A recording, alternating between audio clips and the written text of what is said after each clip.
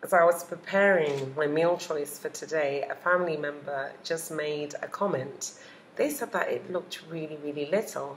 And come to think of it, just looking at what I'm going to have for both Iftar and Sahoor, it does look quite little. But you know what happens is, as Ramadan goes along, you tend to find that you eat a lot less. I think naturally, even if I wasn't making healthy meal choices, towards the end of those 30 days, you're going to obviously eat a lot less than you would have at the very beginning of Ramadan. And that's what I think has happened. And my meal choices for today is something that I really, really like. It's something that I've not had since the beginning of Ramadan, even though it's one of the meal choices one of the healthy meal choices that I've always enjoyed. It is stuffed vegetables. And I love stuffed vegetables. This is what I'm going to have for Iftar. This is what I'm going to have for Suhoor. So I'll just shift that over there when I talk about my Iftar first. So this is my meal for Iftar. I made the decision to make stuffed vegetables because it's not a lot, and it's something that I've always liked. In the past, even when I'm not, making the choice to eat healthy, it's something that I've always quickly been able to make, put in the oven, bake, and, eat with the family. And this one is, I know it looks like two there. I've got 3 stuffed vegetables. One is quite small. And it's stuffed, it's vegetables that I like. I have always liked vegetables. I've always liked vegetables a lot more than I've liked fruit. So vegetables was never a problem for me, even when I was younger. I wasn't one of those kids that was forced to eat broccoli or forced to eat Brussels sprouts. I love those vegetables. So what I have here are, 1 stuffed green pepper, and 2 courgettes. I think some people call it zucchini. Zucchini, yeah. So what this is stuffed vegetables with rice and mincemeat and whole grain wheat blended with cumin, nutmeg, and some other very nutritious goodness. And it's all stuffed into these 3 vegetables and baked in the oven. In the past, when I made stuffed vegetables, I used to load it with a lot of cheese before putting it into the oven. But on this healthy journey, we're not stuffing anything with cheese. In fact, we're staying well away from cheese, even though I love cheese, but we're not doing cheese, not on this health journey, not at all. So, this is my meal choice for today, stuffed vegetables, and I think it's going to be enough. And it's something that I like a lot. So I think I'm going to enjoy this, and I'm really happy that I've made the choice to have this as opposed to having anything else that I've had, which is a lot more common. This is very unique, and it's something that I absolutely love to eat. So I'm really going to have a lot of fun with this. So together with my stuffed vegetables, the last couple of days I've had a bit of a disaster because one of my juicers, the one that I make green juice with, decided to go on strike. It went on strike right at the time that I needed it the most. So thank God we've been able to avert the disaster. So we got green juice today.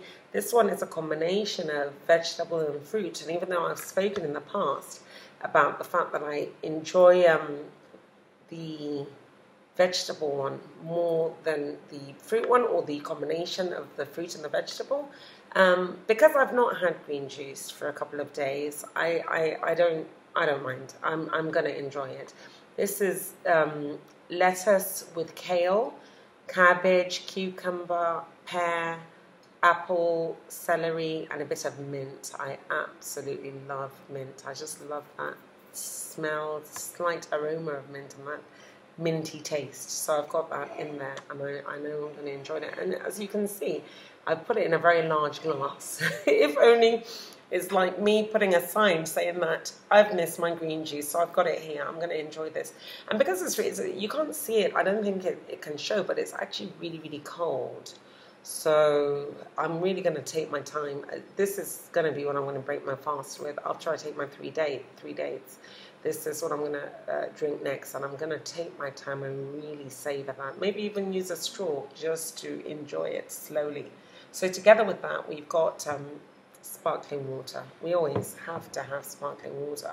So that's what I'm having for iftar. And I think it's going to be adequate enough, even though it probably doesn't look it. But I'm quite convinced this is going to be more than enough. And even if it isn't, then I'll take another bottle of sparkling water, another bottle of just cold, ordinary water, which probably I will have anyway.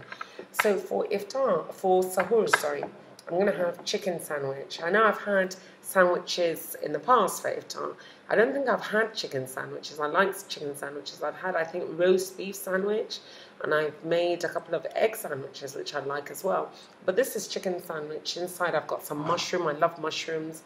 So I've got mushrooms, chicken, and a sandwich sauce that I make, a special sandwich sauce that I make. I've got that in there.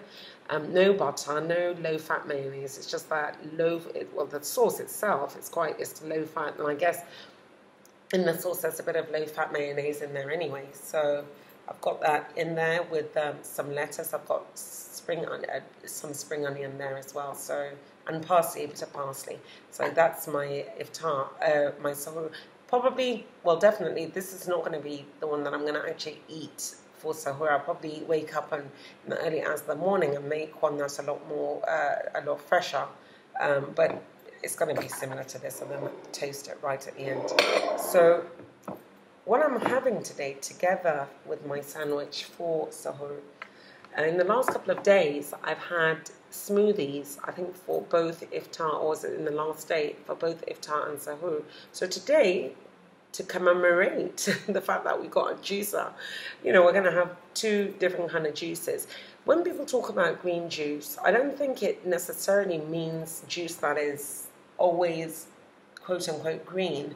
I think now what green juice has come to symbolize is making juice with natural vegetables or fruits, anything that is healthy. And I think that's my understanding of what green juice is. I think I've evolved from thinking about it just as a green drink.